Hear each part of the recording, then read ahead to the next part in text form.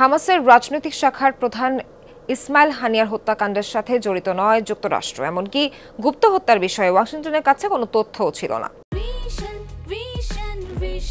100% copper কন্ডেন্সারে তৈরি vision fridge, তাই গুণে মানে অটুট থাকে বছরের পর বছর, এমন দাবি করেছেন দেশটির পররাষ্ট্রমন্ত্রী অ্যান্টনি ব্লিংকেন। বুধবার সিঙ্গাপুর সফররত ব্লিংকেন নিউজ এশিয়াকে দেয়া সাক্ষাৎকারে বলেন, হামাস নেতাকে হত্যার কি প্রভাব পড়বে মধ্যপ্রাচ্যে সেটি এখনই অনুমান করতে চান না তিনি।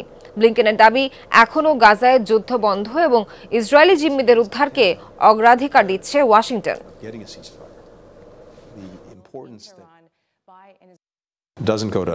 প্রথমেই বলতে চাই, এটি এমন একটি ঘটনা যা সম্পর্কে আমরা অবগত কিংবা জড়িত নই।